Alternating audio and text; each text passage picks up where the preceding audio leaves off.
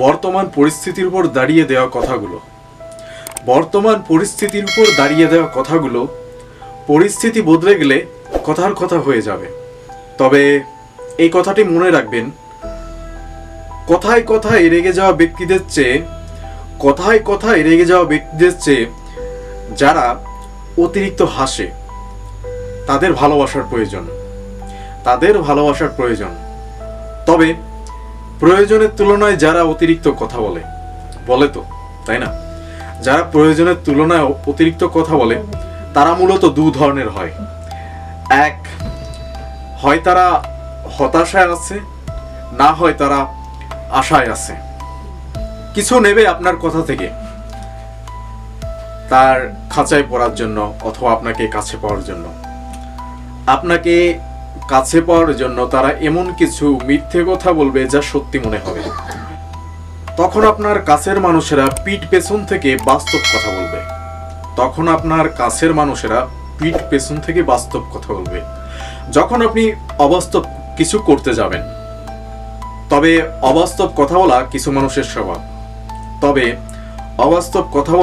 মানুষের স্বভাব, তারা এই স্বভাবের মাধ্যমে বাস্তবতাকে লুকানোর চেষ্টা করবে।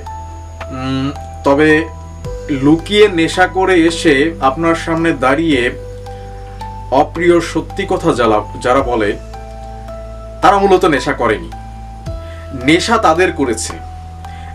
তাদের করেছে। আমাদের বর্তমান যুব সমাজ নেশার কথা শুনতে চায়, নেশা ছাড়ার কথা শুনতে চায় না। আমাদের বর্তমান যুব সমাজ নেশার কথা শুনতে চায়, নেশা ছাড়ার কথা শুনতে চায় না। তবে আপনার সমাজে, আপনার বন্ধু মহলে, আপনার আত্মীয় স্বজনদের মধ্যে যারা ৯-৬ কথা বলছে তাদের জীবনে ৬-৯ হয়ে গিয়েছে। তবে জীবনে চলার জন্য, আপনার নিজের রথে ওঠার জন্য প্রথমে সে ব্যথার কথা দেবে।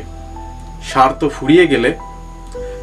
ফুরিয়ে গেলে সে তারপর কথার ব্যথা দেবে। যাই হোক, আমি আপনাকে কথার ব্যথা দিলাম নাকি ব্যথার কথা দিলাম আমি জানি না। কিছুক্ষণ পর আমি নিজেও এই রথ থেকে নেমে যাব। তবে চলে যাওয়ার আগে আমি আরো একটি কথা বলতে চাই। মূর্খরা আগ বাড়িয়ে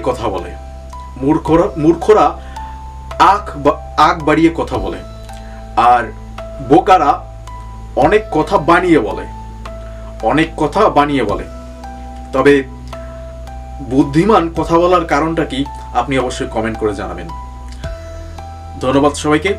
এতক্ষণ আপনাদের সঙ্গে ছিলাম আমি অয়ন বিশ্বাস, ইউটিউব চ্যানেল অয়ন বিশ্বাস ফিলোসফি।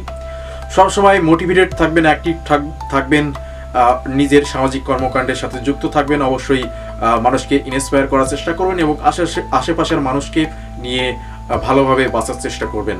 ধন্যবাদ সবাইকে। দেখা হবে অন্য আরেকটি কথার মাধ্যমে। আমি হয়তো আপনার সাথে দেখা হতে পারবো।